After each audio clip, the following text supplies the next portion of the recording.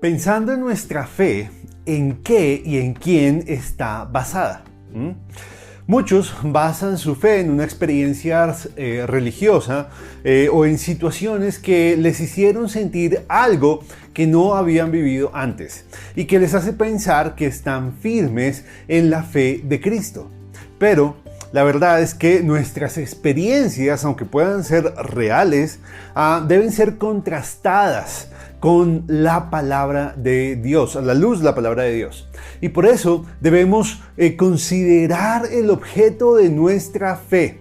Y Marcos, el Evangelio de Marcos nos ayuda en eso, cuando nos habla de las credenciales de Cristo, porque con ello podemos identificar si nuestra fe está bien cimentada o no. Así que acompáñenos acá en un momento con Dios para considerar si nuestra fe en Cristo es sólida o no.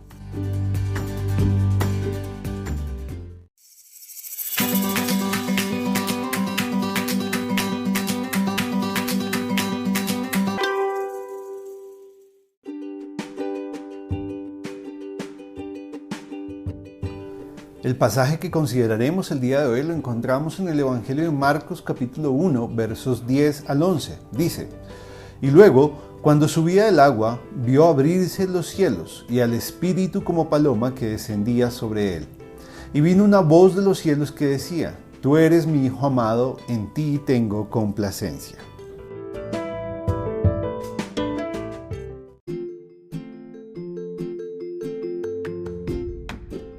El Evangelio de Marcos capítulo 1 nos narra el comienzo del ministerio de Jesús y nos habla del bautismo que él tuvo con Juan el Bautista.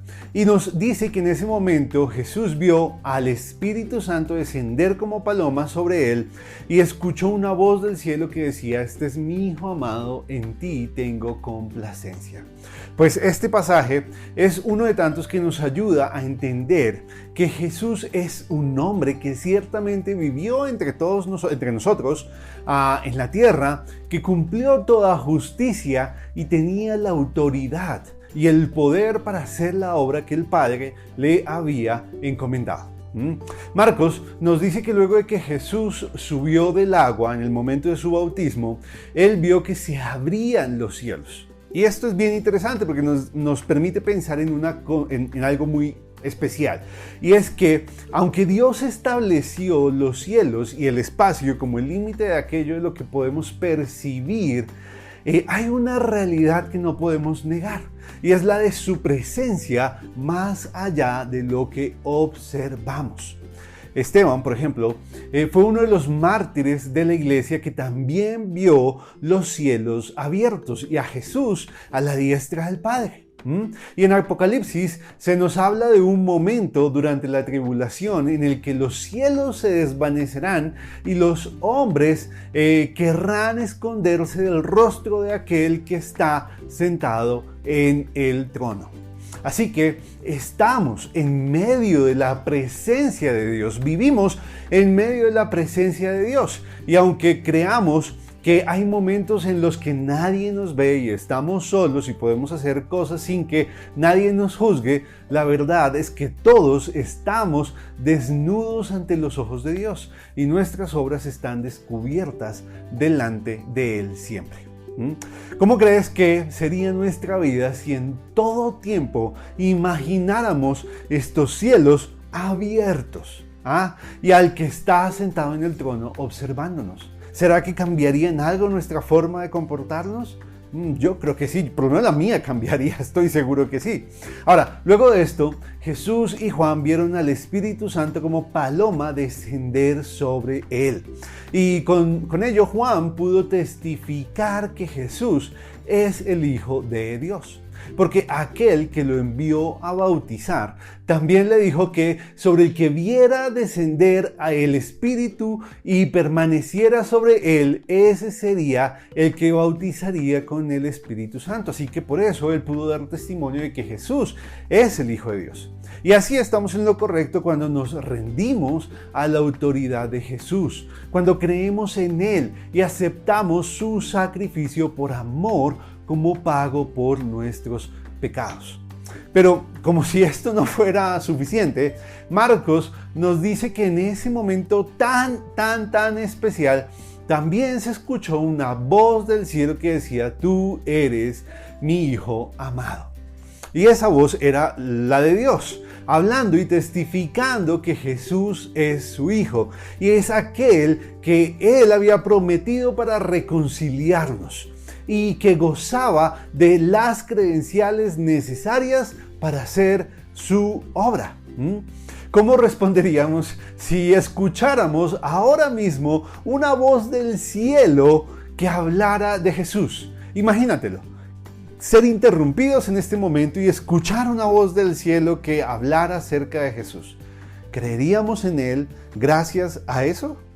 Pues muchos probablemente dirían que sí, que creerían si presenciaran algo como eso, porque quieren ver señales. Pero la verdad es que nuestra fe no se puede basar en cosas como esas, sino que tiene que basarse en la persona de Jesús, únicamente en Jesús. De hecho, hubo un momento en el ministerio de Jesús en el que Dios permitió que 3 de sus discípulos le vieran en gloria, junto con Moisés y Elías. Y en ese momento también se escuchó su voz desde el cielo llamándoles la atención y diciéndoles: este es mi Hijo amado, a Él oíd. Fijémonos que Dios no dijo: vean estas señales y crean. No, Él dijo: oigan a mi Hijo. Eso fue lo que dijo Dios. Así, todos nosotros somos llamados a creer en Jesús, porque Él es quien dijo que era, porque Dios mismo dio testimonio acerca de Él. Hombres también lo hicieron, y por su poder, la vida de muchos ha sido transformada y ha pasado de muerte a vida, y hemos sido perdonados del pecado. Así que, hermanos, afirmemos nuestra fe en Jesús. Estudiemos la palabra de Dios y estemos dispuestos a considerar la forma en la que ella nos narra la historia de Jesús desde el principio en el Edén hasta los últimos tiempos. Que Dios nos bendiga, que Dios afirme nuestra fe en Jesús y que nos permita en todo tiempo vivir agradándolo, vivir de tal forma que lo que seamos exprese nuestra fe. Que Dios nos bendiga. Hasta luego.